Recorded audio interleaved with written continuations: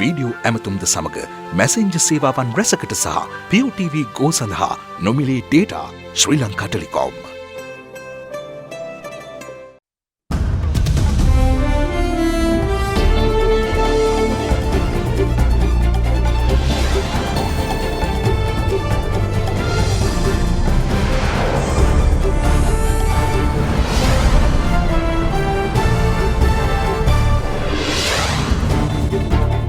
අද 2020 අප්‍රේල් 29 බදාදා සිරස්තල මෙරට කොවිඩ් ආසාදිතයින් ගණන 622ක් දක්වා ඉහළට. ආසාදිතයින්ගෙන් 3න් 1ක් නාවික සෙබළු. IDH රෝහලේ ධාරිතාවත් ඉක්මවා යයි. මෙය අපේ රෝහලේ ධාරිතාවය ඉක්මවා යාමත් කොවිඩ් පාලනයට ආරක්ෂිත පියවරක් ලෙස නගර කිහිපයකම වෙළඳ සැල් වසා දැමී කොවිඩ් වසංගතය අස්සේ ඩෙංගු අවදානමකු. සහරාන් අවිපුහුණුව සඳහා යොදාගත් මධ්‍යස්ථාන දෙකක් සාම්පූර් සහ තෝපූර්වලින් සොයා ගැනේ. නව ලයිෆ්බොයි ඔලිව් විෂබීෂවලින් 100%කින් වැඩි ආරක්ෂාවක්. ලයිෆ්බොයි ආරක්ෂාවෙන් නොපියව ඉදිරියට. From Other Therana, this is Other Therana Prime Time with Srimani Yapa and Dilipa Hinayaka. Live from Studio 24 in Colombo. අයිබෝන් ඔබ මේක් වන්නේ ශ්‍රී ලංකාවේ අංක 1 සහ විශ්වසනීයම පුවත් විකාශය අද දෙරණ 6:55 සමගින්. මෙරටින් හඳුනාගැනෙන කොවිඩ් ආසාදිතයින් ගණන මේ වන විට 622 දක්වා ඉහළ ගොස් තිබෙනවා. අද හඳුනාගැනුනේ ආසාදිතයින් 3 දෙනෙකු පමණක් වන අතර එම 3 දෙනාම නාවික හමුදා සමාජිකයන් වනවා. මුළු ආසාදිතයන්ගෙන් 3න් 1ක්ම වැලිසර නාවික හමුදා කඳවුරට අනුයුක්තව සේවය කළ සෙබළුන්. මෙරටදී ආසාදනය වූ පළමු COVID-19 ආසාදිතය හඳුනාගත් මාර්තු 11 වනදා සිට ගෙවුණු සති 7ක කාලය තුළ වැඩිම ආසාදිතයින් ගණනක් වාර්තා වුණේ ගෙවුණු සතිය තුළදී. ඒ අනුව ඊයේ දිනේ හඳුනාගත් රෝගීන් 31 දෙනා සමග මෙම සතිය තුළ හඳුනාගත් COVID-19 ආසාදිතයන් සංඛ්‍යාව 309ක්. පළමු නාවික හමුදා ආසාදිත සෙබළ හඳුනා ගැනුණු 1 අප්‍රේල් 22 වනදා සිට අද දහවල් 12:30 දක්වා කාලය තුළ අලුතින් හඳුනාගත් COVID-19 ආසාදිතයින් ගණන 308ක් වන අතර ඊට ඇතුළත් නාවික හමුදා සමාජිකයින් සහ ඔවුන්ගේ ආශ්‍රිතයන් ගණන 235ක් වනවා. මෙම කාලවකවානුව තුළ ඉන් බැහැරව අනෙකුත් නිරෝධායන කඳවුරු සහ ක්ෂේත්‍ර පරීක්ෂණවලදී හඳුනාගත් ආසාදිතයන් ගණන 73ක්. ඊයේ දින තුළ හඳුනාගත් ආසාදිතයන් 31 දෙනා අතරින් 21 දෙනෙකුම නාවික හමුදා සමාජිකයින් වන අතර තවත් 90 දෙනෙකු යුද හමුදා සමාජිකයින් වනවා. එම නාවික හමුදා බටයින් ආසාදිත අය සොයාගෙන අවසන් භාගයට පැමිණෙමින් පවතිනවා. ඒතකොට ඒ නිසා තමයි මේක වැඩි වෙලා මේ 31ක් වගේ අඩු ගානකට පත් වෙලා තියෙන්නේ. දැන් ඒකෙදි 21 දෙනෙක් තමයි නාවික හමුදා බටයින් වෙන්නේ. ඊළඟට 4 දෙනෙක් හමුදාවේ සහ 6 දෙනෙක් නාවික හමුදා බටයින්ගේ ස්පර්ශකයන් වශයෙන් ආසාදිත වෙච්ච අය ප්‍රධාන වශයෙන්ම ඒ පවුලේම සමාජිකයන් එහෙම නැත්නම් අවට ගෙදරක හිතවතුන්. ඊළඟට නාවික හමුදා සෙබළුන් හඳුනාගෙන අපි ඒක අවසන් භාගයට ඇවිල්ලා තියෙනවා. දැන් මෙහි ගැටලුව තියෙන්නේ ඔවුන් හරහා එම පවුල් වලට සහ ඔවුන් ආගිය තැන් අනුව සමාජයේ ඇතිවිය හැකි උපකුරු තත්ත්වයන්. ඉතින් ඒ පිළිබඳව අපට දැනට 100% නිශ්චය කරන්න බෑ. ඒ සඳහා සෞඛ්‍යාංශ අවධානයෙන් සිටීම තමයි කරන්නේ. ඔබ දන්නවා ඒ අය නිරෝධායනයට ලක් කරලා තියෙනවා අද අවශ්‍ය පුද්ගලයන්. ඒ අනුව තමයි පාලනය සිද්ධ වෙන්නේ. ඉතින් ඒ සඳහා තමයි අපේ සෞඛ්‍ය කාර්ය මණ්ඩල ඒ වගේම බුද්ධ්‍යංශ ඇහැ ගහගෙන ඉන්නේ. දැන් ඊයේ වාර්තා වුණු රෝගීන් ගත්තාම ප්‍රධාන වශයෙන්ම මේ වැලිසර කැම්ප් එකේ තමයි 15කට ආසන්න සංඛ්‍යාවක් වාර්තා වෙලා තියෙන්නේ. අනිකුත් අය මැදිරිගිරිය අරනායක ඒ වගේම අගලවත්ත පොල්පිටිගම හබරන මේ වගේ ප්‍රදේශවලින් වාර්තා වෙලා තියෙනවා. අද දිනේ අපගේ ශ්‍රී ලංකා නාවික හමුදාවේ විරෝධාර රණවිරුවන් 30 දෙනෙකු ආසාදනය වී ඇති බැවින් අද දිනේ වන විට ශ්‍රී ලංකා නාවික හමුදාවේ විරෝධාර රණවිරුවන් 226 දෙනෙකු ආසාදනයට ලක්ව තිබෙනවා. නාවික හමුදා පුද්ගලයන් මගින් මහජනතාව අතර COVID-19 වෛරස් පැතිර යාම පාලනය කිරීම සඳහා මේ වන විට අප විසින් විධිමත් ක්‍රමවේදයක් තුළ පියවර අරන් තිබෙනවා. මේ වන විට නිවාඩු මත සිටි නාවික පුද්ගලයන් නැවතත් කඳවුරු වලට කැඳවා තිබෙනවා. ආසාදිත පුද්ගලයන් සඳහා ප්‍රතිකාර කිරීමත් අනෙක් අයවලුන් සඳහා නිරෝධායන සහ හුදකලා කිරීමේ කටයුතු මේ වන විට මනා පාලනයකින් සහ කළමනාකරණයකින් නාවික හමුදාව විසින් සිදු කරගෙන යනවා. එපමණක් නොව ඔවුන්ගේ පෞද්ගල සමාජිකින්ද අප විසින් නිරෝධායනය සඳහා යොමු කර තිබෙනවා. අප බලාපොරොත්තු වෙනවා හැකි ඉක්මනට පවතින තත්ත්වය සමනය කරගෙන නිරෝගිමත් නාවික පුද්ගලයන් ලෙස නැවතත් ඔවුන්ගේ සේවය මුළු රටටම ලබා දීමට. ඒ අනුව මෙරට ආසාදිතයන් අතරින් වැඩිම පිරිසක් වාර්තා වන්නේ කොළඹ දිස්ත්‍රික්කයෙන්. අද වන විට එම දිස්ත්‍රික්කයෙන් වාර්තා වී තිබෙන ආසාදිතයන් ගණන 155ක්. COVID-19 ව්‍යාප්තිය සම්බන්ධයෙන් අවදානම් කලාප ලෙස නම් කර ඇති සෙසු දිස්ත්‍රික්ක වන කළුතරින් ආසාදිතයින් 63ක්ද, ගම්පහෙන් 47ක් සහ පුත්තලුවෙන් 41ක් වාර්තා වී තිබුණා. කුරුණෑගල දිස්ත්‍රික්කයෙන් නව ආසාදිතයන් 2 දෙනෙකු හඳුනා ගැනීමත් සමග එහි මුළු ආසාදිතයන් ගණන 20 දෙනෙකු දක්වා ඉහළ ගොස් තිබෙනවා. මේ අතර ඉකුත් හඳුදා දිනේදී කොළඹ හැව්ලොක් පාර නාරාහෙන් පිට දාබරේ මාවත සහ ටොරින්ටන් මාවතේ 60 ප්‍රදේශයෙන් COVID-19 ආසාදිතයන් 9 දෙනෙකු හඳුනා ගැනීමත් සමග එම ක්ෂේත්‍ර තුලදී ආසාදිතයන්ගේ සමීපතමයන් 160 දෙනෙකු PCR පරීක්ෂණයට ලක් කළා. එම පරීක්ෂණ වාර්තා අද නිකුත් කෙරුණු අතර ඔවුන් කිසිවෙකුට COVID-19 ආසාදනය වී නොමැති බව තහවුරු වී තිබෙනවා. ඉතින් මේ ඊ타ත්ම සාධනීය තත්වයක් මෙම රෝගීන්ගෙන් ඔබට මෙය පැතිර නොගිය බවට එය ඊ타ත්ම හොඳ සාධකයක්. ඒ වගේම විශේෂයෙන්ම කියන්නට ඕනේ කොළඹ මහනගර සභාවේ ඝන අපද්‍රව්‍යාංශයේ රාජකාරී කරන ලද කම්කරු මහතාගේ සහෝදර කම්කරු මහතුන් 40 දෙනෙකු මෙම පරීක්ෂණය සඳහා යොමු කරනු ලැබුවා. ඔවුන් සියලු දෙනාමත් නෙගටිව් බව කියන්නට ඕනේ. මෙය තවදුරටත් සාක්ෂාත් කර ගැනීම සඳහා අද දිනේ ඔවුන්ගේම සමීපතයින්ගේ තවත් සාම්පල ලබා ගැනීම සිදු කරනවා. වැලිසර නාවික හමුදා කඳවුරේ සේවය කර නිවාඩු ලබා අගලවත්ත ගමුද්දරවත්ත ප්‍රදේශයේ නිවසට පැමිණි නාවික සෙබලාට කොවිඩ් ආසාදනය වීම නිසා ඔහුව IDH රෝහල වෙත යවා ඒ අවට ප්‍රදේශයේ පිරිස් PCR පරීක්ෂණයකට යොමු කර තිබෙනවා. එහි වාර්තානුව අදාළ නාවික සෙබලාගේ මව, පියා, බිරිඳ, දරුවා සහ අසල්වැසි නිවසක තරුණයෙක්ටද වෛරසය ශරීරගත වී ඇති බව තහවුරු වීමෙන් පසු ඔවුන්ද IDH රෝහල වෙත මෙලෙස පිටත් කර යවුණා. එමෙන්ම වැලිසර නාවික හමුදා කඳවුරේ සේවය කර පසුව නිවාඩු ලබා පදවි ශ්‍රීපුර ප්‍රදේශයේ ඇති නිවසට පැමිණි නාවික භටයෙකුද කොවිඩ් ආසාදිතයෙකු බව හඳුනා ගැනීමෙන් පසුව ඔහුව ඊයේ පස්වරුවේ නාවික හමුදා ගිලන් රථයකින් වැලිකන්ද විශේෂ ප්‍රතිකාර මධ්‍යස්ථානයේ වෙත රැගෙන ගියා. එමෙන්ම අනුරාධපුර තන්නායම් කොළුම ප්‍රදේශයේ පදිංචිව සිටි 25 හැවිරිදි තරුණයෙකුට කොවිඩ් ආසාදනය වීම නිසා තන්නායම් කොළුම සහ තෙප්පන් කොළුම ග්‍රාම සේවා වසම් දෙක ඊයේ පස්වරුවේ සිට දින 14ක කාලයකට හුදකලා කෙරුණා. වසමට ඇතුළේම සහ පිටේම සම්පූර්ණයෙන් ඒක අපි නවත්තලා තියෙනවා. එහි මුළු පවුල් 850ක් සමග පුද්ගලයන් 2400 ප්‍රමාණයක් එහි සිටින බව වාර්තා වෙලා තියෙනවා. මේ කට්ටිය සම්පූර්ණයෙන්ම වසම් දෙක තුල සන්නිකරණය ලක් කරලා තියෙනවා. නිවාඩු ලබා කුලියාපිටිය හම්මලව සහ උඩුබද්දාව ප්‍රදේශවල සිය නිවෙස් වෙත පැමිණි නාවික සෙබළුන් දෙදෙනාටද කොවිඩ් ආසාදනය වීම නිසා ඔවුන් ඇසුරු කළ පුද්ගලයන් 38 දෙනෙකු ඊ රාත්‍රියේදී වවුනියාව තම්පිමඩු නිරෝධායන මධ්‍යස්ථානය වෙත රැගෙන ගියා.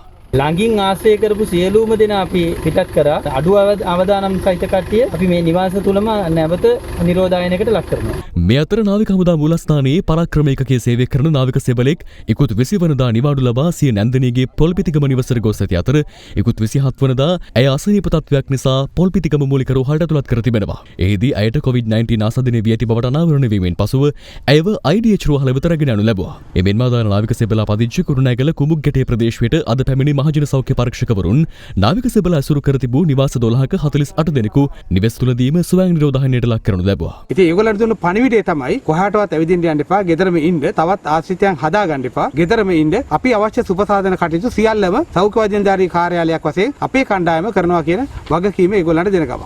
මෙවැනි පසුබිමක කොවිඩ් ආසාදිත නාවික හමුදා බටයන් හමු වූ දිස්ත්‍රික්කවල නගර කිහිපයකම වෙළඳ කටයුතු අත්හිටුවීමට එම වෙළඳ සංගම් සහ වෙළඳසල් හිමියන් පියවරගෙන තිබෙනවා. අනුරාධපුර දිස්ත්‍රික්කයේ නොච්චියාගම, ඉප්පාවල, තලාව, තමුත්තේගම යන නගරවල සියලු වෙළඳසල් අද සහ හෙට දිනේත් කුලියාපිටිය නගරයේ සහ නාවලපිටිය නගරයේ වෙළඳසල් අද සිට සඳුදා දක්වාත් වසා තැබීමට තීරණය කර තිබෙනවා.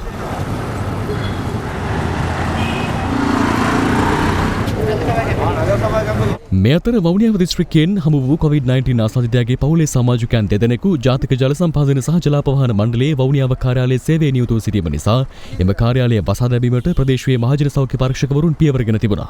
මේ අතර කොවිඩ් වසංගතයෙන් දරුවන් ආරක්ෂා කර ගැනීම පිළිබඳව කොළඹ රිච්වේ ආර්වැල් අමාරුහලේ අධ්‍යක්ෂ වෛද්‍ය ජී විජේසූරිය මහතා මෙලෙස පැහැදිලි කළා. බොහෝ අය හිතනවා මේ කොරෝනා රෝගී තත්ත්වය දරුවන්ට එච්චර බැරෑරුම් වෙන්නේ නැහැ. ඒ වගේම දරුවන්ට මේක වැළඳෙන්නේ නැහැ කියන මතයක් තියෙන්නත් පුළුවන්. ඇත්තටම දරුවන්ට උනත් මේ රෝගී තත්ත්වය වැළඳෙනවා. මේ වෙන විටත් මේ අපගේ රෝගවලින් දරුවන් 30 දෙනෙක් මේ වෙන විට මේ රෝගී තත්ත්වය වැළඳුණු බවට අපි සනාථ කරගෙන තියෙනවා. ඒක නිසා දරුවන්ට වැළඳීමේ හැකියාවක් තියෙනවා. ඒක නිසා ඔබගේ වගකීම තමයි මේ කාල පරිච්ඡේදය මේ නිවසනය අවසන් වෙන තෙක් ඔබගේ දරුවා තමාගේ නිවස තුළ ඉතා සුරක්ෂිත ආකාරයෙන් තබා ගැනීම. එතකොට මේ රෝගී තත්ත්වය තියෙනවා නම් ඔබ කොහොමද හඳුනාගන්නේ? හඳුනා ගන්න තියෙන ක්‍රමවේදය තමයි මේ දරුවා මේ රෝගී තත්ත්වය හෝ සැකසහිත පුජ්‍යලයක් ගාවට ගියාද එහෙම නැත්නම් ඒ සම්බන්ධ නිරාවරණය වීමක් සිදු වෙලා තියෙනවද කියන කාරණාව ගැන අවධානය යොමු කිරීම. ඒ වගේම රෝග ලක්ෂණ විදිහට ගත්තොත් කැස්ස තියෙන පුළුවන්, සෙම්ප්‍රතිස්සා ගතිය තියෙන පුළුවන්, ඒ වගේම උණ ගතිය තියෙන පුළුවන්, ඒ වගේම හුස්ම ගැනීමේ අපහසුතාවය. තාමත්ම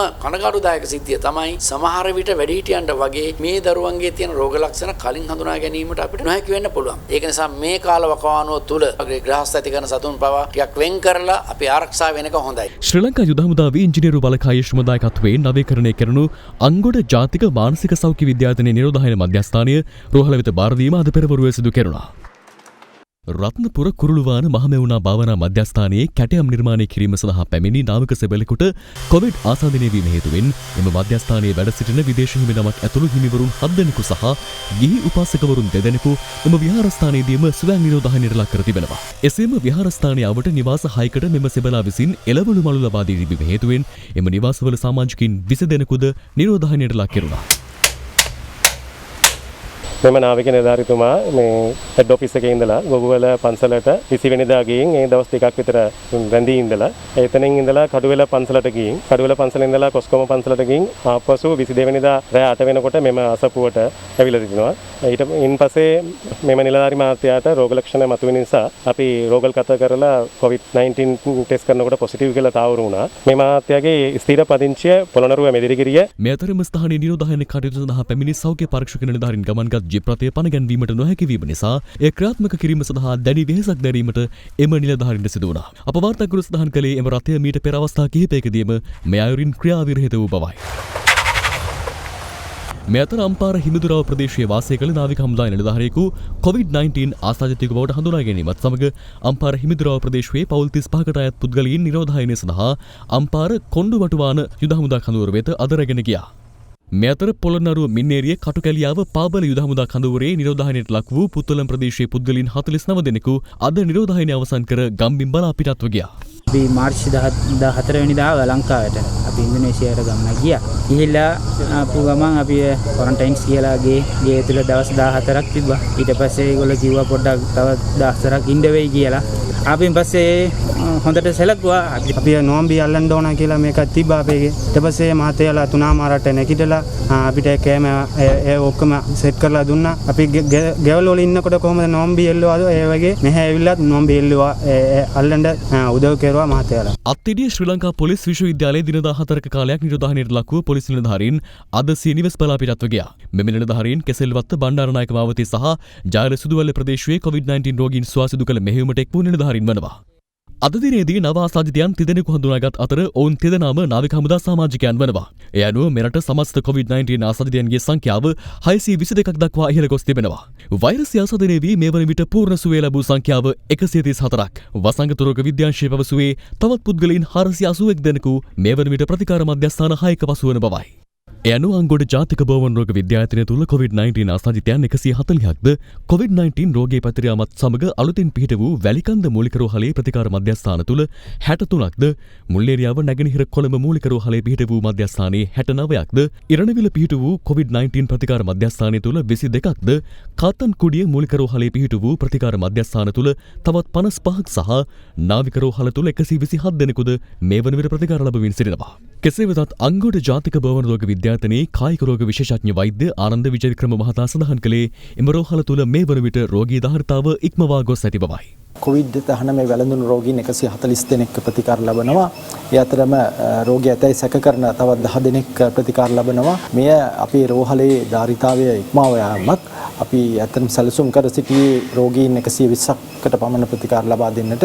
නමුත් පසුගිය දිනවල නාවික හමුදා භටයන්ට මේ රෝග තත්ත්වය වැළඳුණු නිසා අපි ඔවුන් කොටසක් ජාතික බෝවන් රෝග විද්‍යායතනයේ ප්‍රතිකාර සඳහා රඳවා ගත්තා. ඒ අතර අපි බලාපොරොත්තු වුණා දැනට රෝග තත්ත්වය සුවය ලැබලා උන්ගේ පර්යේෂණයට වෛරසය නැති බව තහවුරු වෙනකන් ඉන්න රෝගීන් ඉන්නවා ගණනාවක්. ඒ රෝගීන්ට දැඩි නිරීක්ෂණයක් අවශ්‍ය වන්නේ නැහැ. ඒ නිසා සැලසුම් කළ තිබුණේ අද ඒ රෝගීන් 25 දෙනෙක් පමණ වැතර රෝහලට යවන්නට. නමුත් ඒ කාර්ය සිදු කරගන්නට හැකියාවක් ලැබුණේ නැහැ. එහෙම වුණොත් අපිට ඒ වෙනුවට වෙනත් අලුත් රෝගීන් අරගෙන රෝග ලක්ෂණ සහිත අලුත් රෝගීන් අරගෙන ඒ සඳහා උන්ට ප්‍රතිකාර ලබා දෙන්නට හැකියාව ලැබෙනවා. ඒ වගේම අපි අද දින සිට හෝමාගම මූලික රෝහල COVID-19 ප්‍රතිකාර රෝහලක් විදියට අපි වෙනස් කරනවා. මේ දක්වා මෙය ඇත්ත වශයෙන්ම COVID-19 සැක සහිත ආසාදිතයින්ගේ රෝහලක් බවට පත් වෙලායි තිබුණේ. මේ අතර ලොව බොහෝ රටවල් සිය සංචරණ කටයුතු තාවකාලිකව අත්හිටවනු ලැබීම නිසා දිවයිනට ඒමට නොහැකිව සිටින විදේශගත ශ්‍රී ලාංකිකයන් මෙරටට ගෙන්වා ගැනීමේ වැඩපිළිවෙලට අනුව ඉන්දියාවේ නවදිල්ලි නුවර රැඳී සිටින පිරිසක් රැගෙනීම සඳහා ශ්‍රී ලංකන් ගුවන් සේවයට අයත් යානයක් අද පිටත් කර ඇවුණා. ශ්‍රී ලාංකිකයන් 143 දෙනෙකු රැගෙනීමට කටයුතු කරන අතර යානය අද පස්වරුවේ මෙරටට ළඟා වුණා.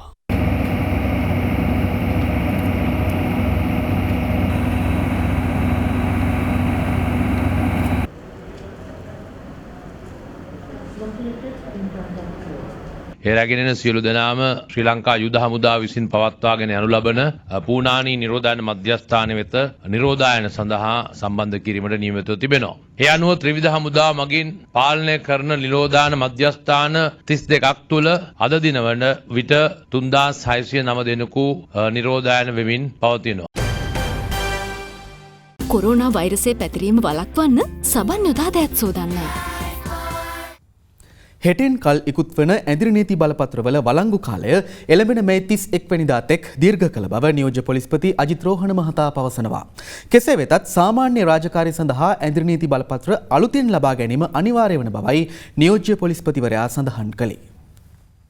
කොළඹ ගම්පහ කළුතර සහ පුත්තල යන දිස්ත්‍රික්ක හැර සෙසු දිස්ත්‍රික්ක 21 ඇදිරි නීතිය අදත් අලුයම පහට තාවකාලිකව ඉවත් කෙරුණා. කෙසේ වෙතත් ඊයේ මෙන් අද දිනේදීත් නගර වෙත ජනතාව පැමිණීමේ අඩුවක් දක්නට ලැබුණා.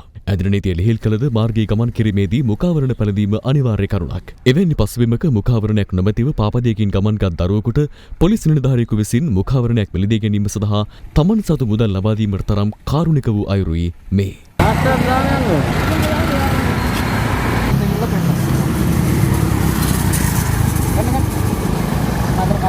මෙතනම ගෙල්ලා පෙන්නන්න. හරිද? එතනට ගෙල්ලා පෙන්නලා යන්න ඕනේ.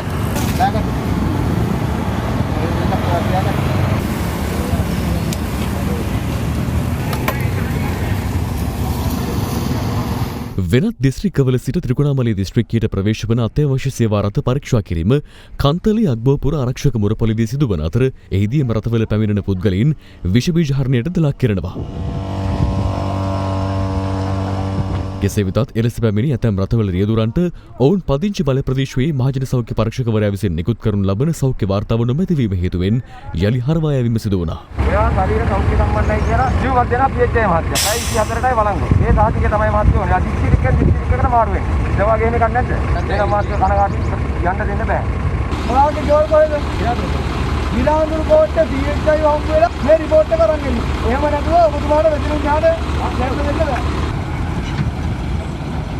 ඇදිරි නීතිය ලිහිල් කරන දිස්ත්‍රික්කවල පුද්ගලයන්ගේ ජාතික හැඳුනුම්පත් අංකයේ අවසාන අංකය ලෙස 7 සහ 8 සඳහන් නැත්නම් ඔවුන්ට හෙට දිනේ අත්‍යවශ්‍ය සේවා සපයා ගැනීම සඳහා නිවසින් බැහැරට යාමට ඉඩ සැලසෙනවා. කොළඹ, ගම්පහ, කළුතර සහ පුත්තල යන දිස්ත්‍රික්ක 4හි ඇදිරි නීතිය මේ 4 වෙනිදා අලුයම 5 දක්වා අඛණ්ඩව බලපැවැත්වෙනවා. වඩාත්ම අවදානම් දිස්ත්‍රික්කයේ ලෙස හඳුනාගෙන ඇති කොළඹ දිස්ත්‍රික්කයේ ජනතාවගේ ශරීරෝෂ්ණත්වයන් පරීක්ෂා කිරීම යුද හමුදා ශනික විහිදුම් බලකායේ නිලධාරීන් විසින් සිදු කරනු ලබන අයුරුයි මේ.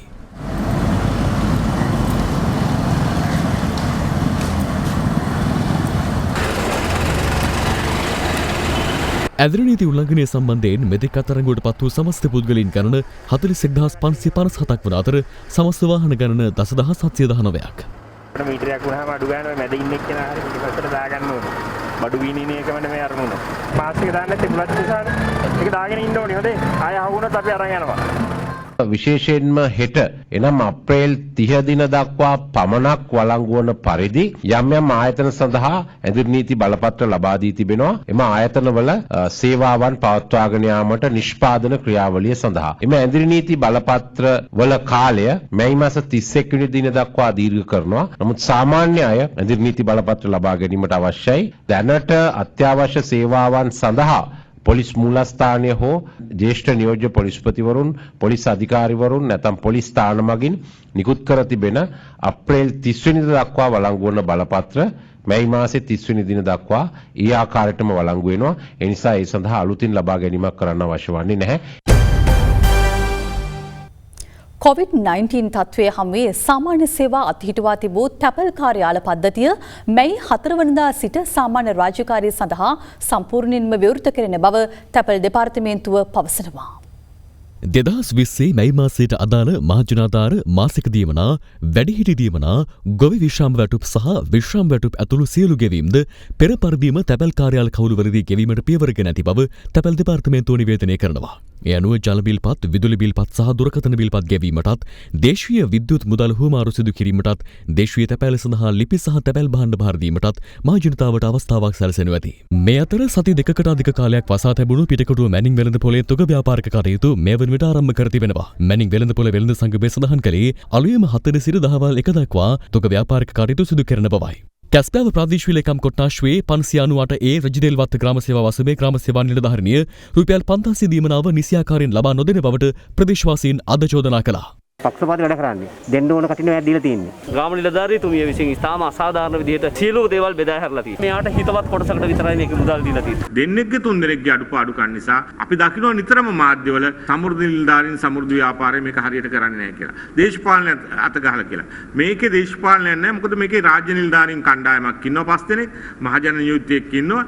සමහර තැන්වල නාවික හමුදාවේ අයත් එක්ක ආධාර බෙදන්න ගිහිල්ලා ජායල වත්තල වගේ ප්‍රදේශවල ඒ නිලධාරීන්ට කොරෝනා වෛරසය ඇතුල් වෙලා තියෙනවා කියලා දැනගත්තට පස්සේ සමෘද්ධි නිලධාරීන් සහ උන් එක්ක වැඩ කරපු අනිත් රාජ්‍ය නිලධාරීන් බය වුණා දැන් ඒ අයත් එක්ක වැඩ කරන්න. දැන් එවැනි බැංකු කලාප කීපයක් සහනාධාර බෙදීමෙන් දැනට වැළකීලා තියෙනවා. මේ අතර කොළඹ වරායේ කන්ටේනර් රථ බහලුම්වල ඇති භාණ්ඩ නිදහස් කර ගැනීම සඳහා ගෙවිය යුතු මුදල් ඇණයුම් බහර ගැනීමේ ප්‍රමාදයක් හේතුවෙන් එක් අයෙකුට දිනකට වැඩි කාලයක් එම ස්ථානයේ රැඳී සිටීමට සිදු ඇතැයි භාණ්ඩ ආනයනකරුවන් පවසනවා. ආණ්ඩුවෙන් කිව්වට මේක ඩෙමරේජ් එක ෆ්‍රී කියලා ඩෙමරේජ් ෆ්‍රී එකක් නෑ. ඩෙමරේජ් මේගොල්ලන් charge කරනවා. පාන්දර 2:00යි ගෙවලා ඉවර කරනකොට. උදේ 11ට මෙතනට එන්නේ. වරායේ තියෙන ප්‍රශ්නේ මොනවද කියලා රටේ ජනතාව තේරුම් ගන්න ඕනේ. ත්‍රිකුණාමලය කින්නියා ප්‍රදේශයේ වැලි ගොඩ දමමින් සිටි පුද්ගලයන් කිහිප දෙනෙකු අද පොලිසිය විසින් අත්අඩංගුවට ගෙන ඇති අතර එම ප්‍රදේශයෙන් වැලි ප්‍රවාහනය කිරීම සඳහා රැගෙන ආ වාහන 27ක්ද වන සංරක්ෂණ දෙපාර්තමේන්තුවේ බහරයට ගෙන තිබෙනවා. වැලි ප්‍රවාහනයට අදාළ බලපත්‍ර අලුත් නොකිරීමේ චෝදනාවට මෙම පිරිස අත්අඩංගුවට ගැනුණද එලෙස වැලි ප්‍රවාහනය කළ පුද්ගලයන් ඊට විරෝධය පළ කළා. අපේ පොමිට් එකේ කාලය අලුත් කරන්න කියලා එයාලා කියනවා. අලුත් කරන්න බලධාරීන් විසින් ඒ රජයේ සේවා ස්ථාන ඇරලා නැත්නම් අපි කොහෙන්ද ඒක අලුත් කරන්න කියන එක තමයි අපි රජෙන් අහන්නේ. කිසිම රජ නිලධාරියෙකුට ගන්න බෑ. ගන්න පුළුවන් පොලිසියට විතරයි. එයාලා කොහමද ගත්තේ අපේ? දැන් අපේ ඩොකියුමන්ට් කො? යන්න බෑ රිපේට් එක කරලා දෙන්න යන්න බෑ. ඒක ලයිසන්ස් හදන්න පුළුවන්. රාජකාරියක් කරන්න බෑනේ. මේ අතර අධිකරණ පද්ධතිය නඩුවසීම සඳහා නවීන තාක්ෂණික යුත් ක්‍රමවේදයක් හඳුන්වා දෙන බව අමාත්‍ය නිමල් සිරිපාල් ද සිල්වා මහතා අද පැවති මාධ්‍ය හමුවකදී ප්‍රකාශ කළා. දියුණු තත්වයෙන් තියෙන තාක්ෂණ ක්‍රමයක් පිළිබඳව යෝජනාවක් ඉදිරිපත් කරලා තියෙනවා. ටෙලිකොම් සමාගම මගින් කොළඹ දිස්ත්‍රික්කයේ තියෙන සියලුම අධිකරණ හා රිමාන්ඩ් බන්ධනාගාර සමග සම්බන්ධතාවයක් ඇති කරගනිමින් මෙම ව්‍යාපෘතිය ක්‍රියාත්මක කරවීමටත් එවිට අපට මේ රිමාන්ඩ් බන්ධනාගාරවල සිටින අය උසාවියට ගෙන යාමට අවශ්‍යතාවයක් වෙන්නේ නැහැ. මේ අතර රෝග 200ක් හඳුනාගත හැකි සහ ඒ පිළිබඳ වෛද්‍ය උපදෙස් ලබාගත හැකි වෛද්‍ය සහායක රෝබෝ යන්ත්‍රයක් නිර්මාණය කළ ප්‍රමුදිත ප්‍රේමචන්ද්‍ර මහතා එය සෞඛ්‍ය කාර්ය මණ්ඩලය වෙත ලබා දීම සඳහා අග්‍රාමාත්‍ය මහින්ද රාජපක්ෂ මහතා වෙත පිළිගැන්වුවා. A very good morning, Honorable Prime Minister Mahinda Rajapaksa. Thank you for meeting me. Corona වල රෝග ලක්ෂණ මොනවාද? Coronavirus roga lakshana lesa, wili kasa, kirisumiyama, ona, ogureveda nawa, pradana washayana thawila haka. නිෂ්පාදිත දිනය කවදත් අලුත් වටවලතේ අරගන්න. වටවලතේ ශ්‍රී ලංකාවේ තේ එක. COVID-19 ව්‍යාප්තියත් සමග රටේ ආර්ථිකයට එල්ල වී ඇත්තේ විශාල බලපෑමක්. පළතුරු හා එළවලු ආනයනය කිරීමට වාර්ෂිකව විශාල මුදලක් වැය වන අතර එය අවම කරගත හොත් රට තුළ ඩොලර් සංචිතය ඉතිරි කර ගැනීමට හැකිවනු ඇති.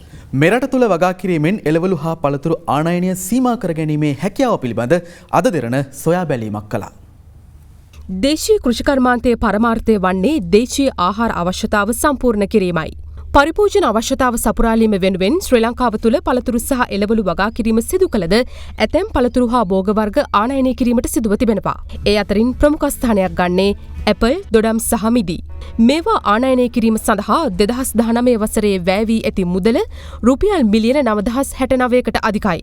ඇපල් ආනයනය කිරීමට රුපියල් මිලියන 4044ක මුදලක්ද, දොඩම් සඳහා රුපියල් මිලියන 949ක්ද, මිදි සඳහා රුපියල් මිලියන 3288ක්ද වාර්ෂිකව වැය වනවා. විශාල මුදලක් යන වර්ෂයකට ඇපල් ආනයනය කිරීම සම්බන්ධයෙන් මේ සීමා කරන්න පුළුවන්ද? මම හිතන්නේ ඇපල් කියන එක අත්‍යවශ්‍ය පළතුරක් නෙමෙයි. පොඩ්ඩක් අඩු කරලා සීමා කරලා ඉවරලා ආනයනය කරාට කමක් නැහැ. හැබැයි ඔයත් එක්කම අපිට දේශීය නිෂ්පාදනය කරන්න පුළුවන් දේවල් තියෙනවා දොඩම්. දොඩම් ආනයනය කරනවා. ඒ ගුණාත්මක තියෙන දොඩම් තාම අපි ගාව නැහැ. අපි කුෂිකන් දෙපාර්තමේන්තුවෙන් විශේෂ වැඩපිළිවෙලක් ක්‍රියාත්මක කරා දැන් බණ්ඩාරලෝක ප්‍රදේශවල එහිමි කියන නාරං විශේෂය. ඒ වගේම යාපනයේ මිදි තියෙනවා. අපි බලාපොරොත්තු වෙන්නේ මේ මිදි වලත් වර්ග හඳුන්වා දීලා ගොවීන්ට විශේෂ ගුණාත්මකයෙන් යුක්ත මිදි නිෂ්පාදනය කරන්න. විශාල වශයෙන් පළතුරු ආනයනය කිරීමට තරම් අවස්ථාවක් ඇති වෙන්නේ නැහැ. මොකද ලංකාවේ දේශීය ඉතාමත්ම රසවත් පළතුරු තියෙනවා. මෙරට තුළ නිෂ්පාදනය කළ හැකි අර්තාපල්, රතුලූණු, මුං ඇට, කව්පි සහ වියලි මිරිස්ද ආනයනය කිරීම හේතුවෙන් විශාල මුදල් ප්‍රමාණයක් පිටරටට ගලා යනවා. ඒ අනුව අර්තාපල් සඳහා රුපියල් මිලියන 6071ක්ද, රතුලූණු සඳහා රුපියල් මිලියන 763ක්ද, වියලි මිරිස් සඳහා රුපියල් මිලියන 14849ක්ද 2019 වර්ෂයේදී වැය වී තිබෙනවා. එමෙන්ම කව්පි සඳහා රුපියල් මිලියන 1083ක්, මුංගට සඳහා රුපියල් මිලියන 2183ක්, මයිසූරු පරිප්පු ආනයනය සඳහා රුපියල් මිලියන 14140ක් 2019 වසරේදී වැය වී තිබෙනවා. මෙම පළතුරු හා බෝග මෙරටට ආනයනය සීමා කිරීම සඳහා අප කළ යුත්තේ කුමක්ද? ඒ පරිප්පු වෙනුවට අපේ රටේ පුළුවන් මුං ඇට කව්පි පාවිච්චි කරන්න. මුං ඇට පාවිච්චි කරන අපේ පාරිභෝගිකයා යමු වුණා නම් ඒ තුලින් මුං ඇට වලට හොඳ ඉල්ලුමක් එනවා. එතකොට ඒ නිෂ්පාදකයාට හොඳ මිලක් ලැබෙනවා. ඒ ලැබීම තුලින් නිෂ්පාදකයා ඉදිරියට එන්න නිෂ්පාදනය කිරීමට උනන්දු වෙනවා. ආදේශකයක් තියෙද්දී ඒ ආදේශික වැඩි පොඩි එකක් තියෙනකොට ඒකට යොමු වෙනවා. ඇපල් තියෙනකොට ඇපල් කන්නවා, කෙසෙල් ගෙඩිය කන්න. ඒ ඇපල් වලින් ගන්න විටමින් ඒ ප්‍රමාණයම අපේ පළතුරු වලින් ලැබෙනවා. ඇපල් වලට යා වියදම් කරාම කෙසෙල් කන්න මුදලක් ඉතිරි වෙන්නේ. එතකොට ඒවට තියෙන ඉල්ලුම අඩු වෙනවා. නිෂ්පාදන ආර්ථිකයට යොමු වුණොත් අපේ නිෂ්පාදනය දිරි ගන්නන්න පුළුවන්. මේ වන විට ගෙවතු වගාව වෙනුවෙන් බොහෝ පිරිසක් උනන්දු වී ඇති අතර එතුළින් දෛනික ආහාර අවශ්‍යතාව සම්පූර්ණ කර ගැනීමට යම් දායකත්වයක් සපයනු ඇති. එසේ වුවද එය වාණිජ්‍යමය වශයෙන් පවතින අවශ්‍යතා සපුරා ගැනීම සඳහා ප්‍රමාණවත් වන්නේ නැහැ. ආනයනික භෝග සීමා කිරීමට ගත් පියවරත් සමග යලකන්නේ ප්‍රධාන භෝග රැසක් වගා කිරීම තවදුරටත් දිරිමත් කිරීමට රජය මේ වන විට පියවරගෙන තිබෙනවා. කෘෂි නිෂ්පාදනය ඉහළ නංවන්නට රජය සහ කෘෂිකර්ම දෙපාර්තමේන්තුවට තියෙන වැඩපිළිවෙල මොකක්ද? ගොවීන්ට විශාල වශයෙන් සහන් ලබා දීලා තියෙනවා පළතුරු වගා කරන්න. ගොවීන්ට පැල ලබා දීලා තියෙනවා, තාක්ෂණික උපදෙස් ලබා දීලා තියෙනවා. අපි වගා භූමි ප්‍රමාණය මැනලා ඉවරලා බීජ වලට සඳහා වෙන වියදම අපි සම්පූර්ණයෙන් ලබා දෙනවා අක්කර කාලා භාගය අතර. අක්කර භාගයෙන් අක්කර 5 දක්වා 50% දෙනවා. රනිල භෝග වශයෙන් ගත්තාම කව්පි, මුං ඇට, උඳු, කහ, ඉඟුරු ඒ වගේ භෝග වර්ග 16කට මේ සඳහා වැඩපිළිවෙලක් යෝජනා කරා.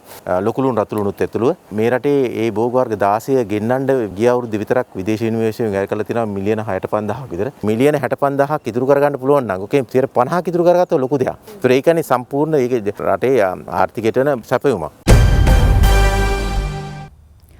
කොවිඩ් ව්‍යාප්තියක් පවතින මෙවන් වාතාවරණයක ඉදිරි වර්ෂා සමය ආරම්භ වීමත් සමග ඩෙංගු රෝගයේද ව්‍යාප්ත වීමේ අවධානමක් පෙන්눔 කළ හැකි බවට සෞඛ්‍ය අංශ අනුතුරු අඟවනවා. මේ හේතුවෙන් ජනතාව ඒ පිළිබඳ විමසිලිමත් විය යුතු බව සෞඛ්‍ය අමාත්‍ය පවිත්‍රා වන්‍යාරච්චි මහත්මිය පවසනවා. ඩෙංගු රෝගය මර්ධනය සඳහා ඉදිරියේදී ගතිතු ක්‍රියාමාර්ග පිළිබඳ සාකච්ඡාවක් සෞඛ්‍ය අමාත්‍යවරයාගේ ප්‍රධානත්වයෙන් අද එම අමාත්‍යාංශයේදී පැවති අතර ජාතික ඩෙංගු මර්ධනයක කියන නිලධාරීන්ද ඊට එක්ව සිටියා. වසංගත රෝග විද්‍යාංශයේ දත්තවලට අනුව 2020 වසරේ මේ දක්වා වාර්තා වී තිබෙන ඩෙංගු රෝගීන් ගණන 18742ක්. පසුගිය වසර තුළ ඩෙංගු රෝගීන් ලක්ෂයකට ආසන්න ප්‍රමාණයක් වාර්තා වී තිබෙනවා. දැනට පවතින කොවිඩ් වසංගත තත්ත්වයේ හේතුවෙන් ඩෙංගු මර්ධන කටයුතු පිළිබඳව අවධානය ගිලිහී ගියහොත් රට තුළ ඉතාම ව්‍යසනකාරී තත්ත්වයක් ඇතිවීමට ඉඩ ඇතැයි මෙම සාකච්ඡාවේදී අනාවරණ වුණා. අමාත්‍යංශයක් විදිහට රටක් විදිහට ජනතාවගෙන් ඉල්ලා හිටිනවා ඉදිරියේදී ඩෙංගු මර්ධන ව්‍යාපාරයටත් ඔබේ සහයෝගය අප වෙත ලබා දෙන්න කියලා. ඒ සඳහා හොඳම කාලය මේ කාලය. මොකද ඔබ නිවසේ රැඳී සිටින කාල සීමාව තුළ මදුරුවන් බෝවීමට ඇති සියලු ඉඩකඩ ඇහිරවීම සඳහා තමන්ගේ යම් කාලයක් කැප කරන්න කියලා ඉල්ලා හිටිනවා. විශේෂයෙන් වතුර එකතු වන ස්ථාන සහ භාණ්ඩ පුළුවන් තරමක් අයින් කරලා ඩෙංගු මර්ධන ව්‍යාපාරයට ඔබේ සහයෝගය ලබා දෙන්න. පාස්කු ප්‍රහාරයට අදාළව අත්අඩංගුවටගත් සැකකරුවන්ගෙන් කළ ප්‍රශ්න කිරීම හමුවේ අන්තවාදීන් අවිපුහුණුව සඳහා යොදාගත් මධ්‍යස්ථාන දෙකක් ත්‍රිකුණාමලය සාම්පූර් සහ තෝපූර් යන ප්‍රදේශවලින් සොයා ගැනීමට හැකි වූ බව පොලිස් මාධ්‍ය ප්‍රකාශක පොලිස් අධිකාරී ජාලිය සෙනරත්න මහතා පවසනවා. අද පස්වරුවේ පැවති ප්‍රවෘත්ති සාකච්ඡාවකදී ඔහු වැඩිදුරටත් පැවසුවේ මෑතකදී අපරාධ පරීක්ෂණ දෙපාර්තමේන්තුව අත්අඩංගුවටගත් සැකකරුවන්ද පුත්තලම කේන්ද්‍ර කර ගැනීමෙන් අන්තවාදී දේශන පැවැත් වූ සංවිධානයකට සම්බන්ධව කටයුතු කර ඇති බවයි. පසුගිය වසරේ අප්‍රේල් 21 වනදා එල්ල වූ පාස්කු ප්‍රහාරයට අදාළව අපරාධ පරීක්ෂණ දෙපාර්තමේන්තුව ආරම්භ කළ විමර්ශනවලට අනුව මේ මාසය තුලදී සැකකරුවන් 8 දෙනෙක් අපරාධ පරීක්ෂණ දෙපාර්තමේන්තුව විසින් අත්අඩංගුවට ගනු ලැබුවා. ඒ අතර හිටපු අමාත්‍ය රිෂාඩ් බදියුදීන් මහතාගේ සොහොයුරු රියාජ් බදියුදීන් මෙන්ම නීතිඥවරයෙක් වන හිජාස් හිස්බුල්ලාද වනවා. ඒ අනුව අත්අඩංගුවටගත් සැකකරුවන්ගෙන් සිදු කළ ප්‍රශ්න කිරීම් වලට අනුව අන්තවාදී කණ්ඩායමක් විසින් සාම්පූර් ප්‍රදේශයේ සහ ත්‍රිකුණාමලයේ තෝපූර් යන ප්‍රදේශවල පවත්වාගෙන ගිය අවිපුහුණු මධ්‍යස්ථාන දෙකක් සොයා ගැනීමට විමර්ශකයින් සමත්ව ඇති බව පොලිස් මාධ්‍ය ප්‍රකාශක පොලිස් අධිකාරී ජාලිය සේනාරත්න මහතා පවසනවා. සුගිය සතියේ විමර්ශනවලදී අනාවරණය කරගැනීමට හැකියාව ලැබුණා. සාම්පූර් ප්‍රදේශයේ අවිපුහුණුව සඳහා යොදාගත් ස්ථානයක් පිළිබඳව දැනට ත්‍රස්තවාදී විමර්ශන කොට්ටාශයේ රඳවා ගැනීමේ නියෝග මත රඳවාගෙන සිටින සැකකරුවෙකුගෙන් අනාවරණය වූ තොරතුරු සහ මේ වෙන විටත් ත්‍රස්තවාදී විමර්ශන කොට්ටාශය අනාවරණය කරගත් අනෙකුත් තොරතුරුත් සමග මෙම පුහුණු කඳවුර පැවැත් වූ ස්ථානය පිළිබඳව අනාවරණය කරගන්නට හැකියාව ලැබුණා. ඒ වගේම දැනට අපගේ අත්අඩංගුවේ සිටින සැකකරුවෙකු විසින් එම ස්ථානය මේ සම්බන්ධ විමර්ශනය කරනු ලබන නිලධාරීන්ට පෙන්වා දුන්නා ගිය සතියේ. එම ස්ථානයේදී දැනට අනාවරණ වෙලා තියෙන තොරතුරු අනුව අවිපුහුණුවක් ලබා දී තිබෙනවා යම් යම් තැනැත්තන් ගණනාවකට. ඒ සම්බන්ධයෙන් ඔවුන්ට මූලික අවිපුහුණුවක්, අවි ගැලවීම, අවි පිරිසුදු කිරීම, නැවත සවි කිරීම සහ අවි පාවිච්චි කිරීමේදී මොන කාර්යයන් සඳහා පාවිච්චි කරන්න පුළුවන් ආදී කරුණු මේ කඳවුරේදී පුහුණුව ලබා දීලා තිබෙනවා, දැනුවත් කර තිබෙනවා. පුත්තලම ප්‍රදේශයේ පවත්වාගෙන ගියපු එක්තරා සංවිධානයක් පිළිබඳව තොරතුරු අනාවරණය වුණා. මේ සංවිධානයට යම් යම් තැනැත්තන් බඳවාගෙන ඔවුන්ට දේශන පවත්වලා තිබෙනවා අන්තවාදය පිළිබඳව. පාස්කු ඉරුදින බෝම්බ ප්‍රහාරයේ සංවිධානය කර එක් චරිතයක් වන සහරාන් යන අයද එම ස්ථානයට ගොස් ඒ සම්බන්ධයෙන් ඒ තැනැත්තන්ට දේශන පවත්වලා තියෙනවා. ඒත් එක්කම අනෙකුත් බෝම්බකරුවන් කීප දෙනෙකුත් එම ස්ථානයට ගිහිල්ලා ඒ අයට දේශන පවත්වලා ඒ අය අන්තවාදී අදහස් පතුරවලා නැඹුරු කරගෙන තිබෙනවා. ඉදිරියේදී මේව කටයුත්ත ඉදිරියට කරගෙන යාම සඳහා සහාය ලබා දෙන්න. දැනට අපි ඒට අදාළ සැකකරුවන් කීප දෙනෙකු අත්අඩංගුවට ගෙන තියෙනවා. ඒ සැකකරුවන් පිළිබඳව අපිට සම්බන්ධතා තහවුරු වෙලා තියෙනවා. සාම්පූර් ප්‍රදේශයෙන් අත්අඩංගුවට ගත්තා කියලා පිරිසක් මේ පාස්කු ප්‍රහාරය සම්බන්ධයෙන්. ඒ වගේම ත්‍රිකුණාමලයේ තෝපූර් ප්‍රදේශයේදී හාජා මොහිදීන් කියලා පුද්ගලයෙක් සැකකරුවෙක් අත්අඩංගුවට අරන් තියෙනවද? අත්අඩංගුවට අරන් තියෙන සැකකරුවන් සම්බන්ධයෙන් මේ අවස්ථාවේ කරුණු ඉදිරිපත් කිරීමට හැකියාවක් නැහැ. තෝපූර් ප්‍රදේශයේ විමර්ශන කටයුතු වලට අපරාධ පරීක්ෂණ දෙපාර්තමේන්තුවේ ත්‍රස්තවාදී විමර්ශන කොට්ටාශය ගිහිලා තියෙනවා. ඒ ප්‍රදේශයේදී හඳුනාගෙන තිබෙනවා යම් පුහුණු කඳවුරක් ඇටියට පවත්වාගෙන ගිය ස්ථානයක්. ඒ සම්බන්ධයෙන් තවදුරටත් විමර්ශන කරගෙන යනවා. එමෙ ඉඩමේ තිබිලා යම්කිසි අවි ආයුධ සොයාගෙන තියෙනවද? ඒ සම්බන්ධයෙන් කොහොමද සිදු කරන විමර්ශන? දැනට අවි ආයුධ කීපයක් හොයාගෙන තියෙනවා. ඒ අවි ආයුධ ඒ පුහුණුව සඳහා පාවිච්චි කරපු ආයුධ බවට දැන් හඳුනාගෙන තියෙනවා. ඒ සම්බන්ධයෙන් ඉදිරි විමර්ශන කටයුතු කරනවා. මේ අතර තමාව අත්අඩංගුවට ගැනීම වළක්වාලීමේ නියෝගයක් නිකුත් කරන ලෙස ඉල්ලා හිටපු අමාත්‍ය රිෂාඩ් බදියුදීන් මහතා ශිෂ්ටාධිකරණය වෙත පෙත්සමක් ඉදිරිපත් කර තිබෙනවා. රට හමුවේ ඇති අර්බුද සහ අප්‍රේල් 30 වැනිදායින් ඔබට රාජ්‍ය වියදම් අනුමත කිරීම ව්‍යවස්ථානුකූලව විසඳීම සඳහා නැවත පාර්ලිමේන්තුව කැඳවන්නයි සමගි ජනබලවේගයේ මාතර දිස්ත්‍රික් කණ්ඩායම් නායක මංගල සමරවීර මහතා ජනාධිපති ගෝඨාභය රාජපක්ෂ මහතාගෙන් ඉල්ලීමක් කර තිබෙනවා. ඒ ජනාධිපතිවරයා වෙත ලිපියක් යොමු කරමින් උද්ගත වැදි අර්බුදය ව්‍යවස්ථානුකූල විසඳීම සඳහා සහ රාජ්‍ය වේදම් අනුමත කිරීම සඳහා පාර්ලිමේන්තුව යළි රැස් කරන මෙන් කරන ඉල්ලීම යන මෙයින් කරුණු 10කින් සමන්විත මෙම ලිපිය සමගි ජනබලවේගයේ මාතර දිස්ත්‍රික් කණ්ඩායම් නායක මංගල සමරවීර මහතා විසින් ජනාධිපතිවරයා වෙත යොමු කර තිබෙනවා.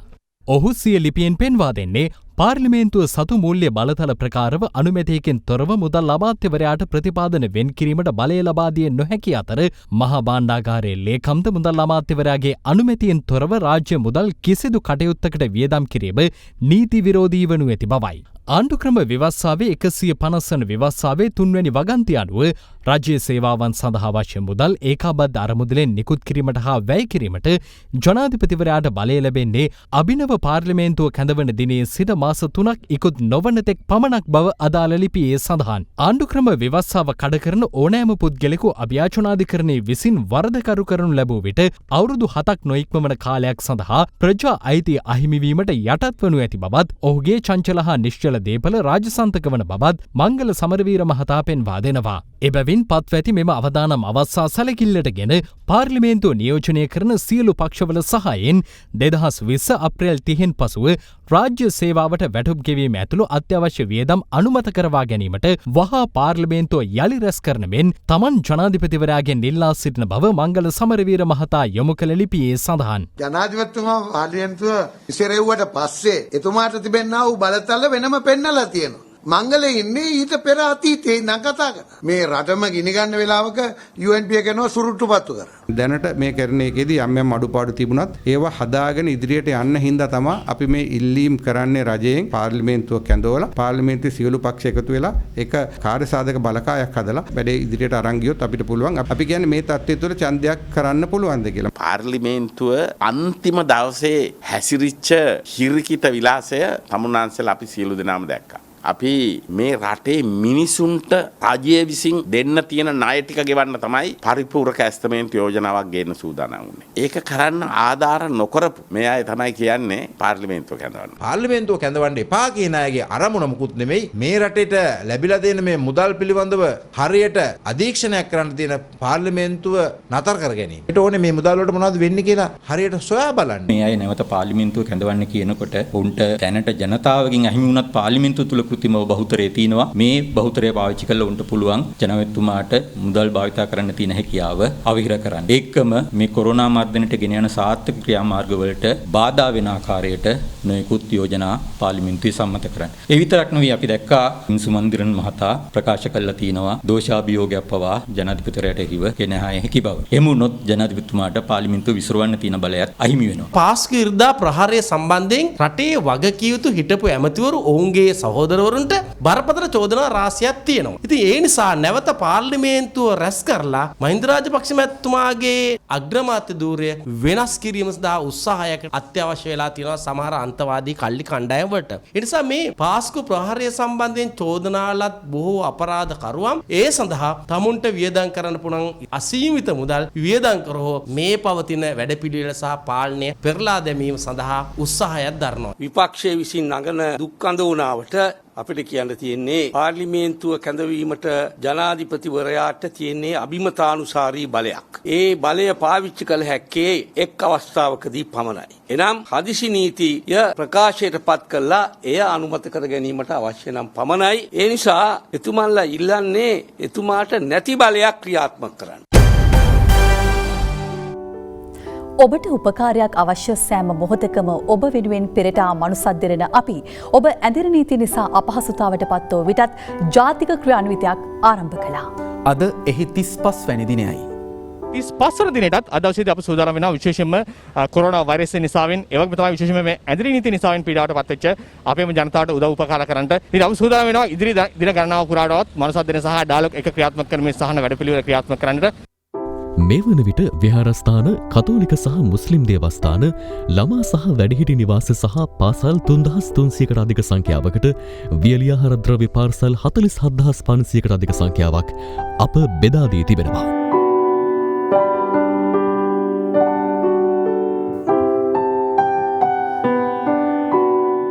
මේ ව්‍යසනකාරී අවස්ථාවේ රට පුරාම මේ සඳහා මුල් වී කටයුතු කරන දෙරණ ආයතනයටත් එවැගේම ඩයලොග් ආයතනයේ සියලු දෙනාටමත් අපගේ පුණ්‍යානුමෝදනා මේ අවස්ථාව සිදු කරනවා. මෙවන් සත්ක්‍රියාවක් කිරීම ඔබ හැම දෙනාටම දේව ආශිර්වාදය ලැබෙනවා. අප කියනවා ඔබ හැම දෙනා වෙනුවෙන් දෙවිඳුන් යදින්න කියලා. මේ අතර අනුරාධපුර කපුගොල්ලෑව ප්‍රදේශයේ ජනතාව එක්ව මනුසත් දෙරණට සහල් තොගයක් ප්‍රදානය කළා. අපට මේ වගේ පරිත්‍යාගයක් කරන්න අවස්ථාව උදා කර දුන්න මේ මනුසත් දෙරණ උතුම් නාලිකාවටත් අපි ස්තුතිවන්ත වෙමින් මනුසත් දෙරණ මෙම විශේෂ සහන ක්‍රියාන්විතය ඩයලොග් සමග එක්ව ඉදිරියටත් සිදු කරනවා. COVID-19 ආසාදිතයන් ප්‍රතිකාර ලබන රෝහල සඳහා අවශ්‍ය වෛද්‍ය උපකරණ ලබා දීමේ ව්‍යාපෘතියක් මනුසත් දෙරණ ආරම්භ කළේ මෙරට ප්‍රමුඛ මූල්‍ය ආයතනයක් වන LOLC සමූහ ව්‍යාපාරයේ පූර්ණ දායකත්වය ඇතිවයි. ඔවුන් සමග එක්ව ද සොයිසා කාන්තා රෝහලට වෛද්‍ය උපකරණ ලබා දුන්නේ මෙලෙසින්. LOLC සමූහ ව්‍යාපාරය මනුසත් දෙරණත් සමග එකතු වෙලා ලංකාවේ සෞඛ්‍ය ක්ෂේත්‍රයේ ආරක්ෂාව සඳහා කෙරෙන මේ ප්‍රයත්නයට ශක්තියක් වීම සඳහා රෝහලේ වෛද්‍යවරුන් නිලධාරීන්ට අපි මේ සේවාව කරනවා. LOLC සමග එක්ව මනුසත් දෙරණ දිවයිනේ වැඩි අවධානමකට ලක් වූ රෝහල්වල පහසුකම් සපුරාලීමට ඉදිරියේදීත් කටයුතු කරනු ඇති. මනුසත් දෙරණ සියල්ලට ප්‍රථම මිනිස්කම. ජපානයේ ප්‍රමුඛතම තීන්ත දැන් එස්ලෝන් නිවසින්. කන්සයි එස්ලෝන් ලෙඩ නැති තීන්ත. දැන් තවත් පුවත් කිහිපයක්. පොළොන්නරුව මාදුරුවේ ඉසෙඩ් බී ප්‍රධානයට වැටුණු වනාලියෙකු සුවත්සාහින් දිවි බේරාගත් පුවතක් අද වාර්තා වුණා. පැය ගණනක් තිස්සේ අරගලයක නිරත වූ වනාලියා දිවි බේරාගෙන වීරාණ රක්ෂිතයට පලා ගොස් තිබෙනවා. අප වාර්තා කර පවසන්නේ මෙම ඇරට වැටුණු කිසිදු වනාලියෙක් සුවත්සාහින් ඉන් ගොඩට පැමිණෙන්නේ නැති බවයි. හදිසි මරණ පරීක්ෂකවරයාගේ අනුමැතියක් හෝ මරණ සහතිකයක් නොමැතිව අවසන් කටයුතු කිරීමට ගිය හැටන් ප්‍රදේශීය අයෙකුගේ මලසිරුරක් යලි පශ්චාත් මරණ පරීක්ෂණය සඳහා දිග්ගොය මූලික රෝහල වෙත ගෙන ගොස් තිබෙනවා. දේහය තැන්පත් කර තිබූ මල්ශාලා හිමිකරු පවසා ඇත්තේ වසම බහර ග්‍රාම නිලධාරිණියගේ උපදෙස් මත අවසන් කටයුතු සූදානම් කළ බවයි. දේශනකට කතා කරා. එයා කිව්වා එයා දන්නවා එන මුදලාලිව කරන්න මම හෙට මුදල් වෙලා දෙන්නම් කියලා. එයා කියනම දැන් මම කිව්වේ නැහැ කියලා කිව්වා. හරි. ડોක්ටර් කිව්වා සාතිකේ දුන්නා කියලා. මම සාතිකේ කියන්නේ බුදුමා කියන්නේ මෙතන පෞද්ගලික වෛද්‍යවරයානේ. ඔව්. එයාට සාතිකයක් එහෙම දෙන්න බෑනේ. එයා සාමාන්‍ය ක්ලිනික් එකක් කරන කෙනෙක්. ඒක පශ්චාත් මරණ පරීක්ෂණයේදී මෙයාව ඝාතනයට ලක් වුණා කිව්වනම් මොකක්ද වෙන්නේ? අධිකරණ වෛද්‍යවරයාට දත් යන්නේ. ඇමලිපිටිය ප්‍රදේශයේ කැකිරි ගොවීන්ට අලෙවි කර ගැනීමට නොහැකි වූ කිලෝග්‍රෑම් 2500ක අස්වැන්න තලවතුගොඩ කලල්ගොඩ ප්‍රදේශයේ පිරිසක් මිලදීගෙන අද කලල්ගොඩ මන්සන්දියේදී ජනතාවට නොමිලේ බෙදා දෙනු ලැබුවා. ඒ සමගින් අපගේ ප්‍රධාන ප්‍රවෘත්ති ප්‍රකාශය නිමාවට පත්වනවා. සුබ රාත්‍රියක්.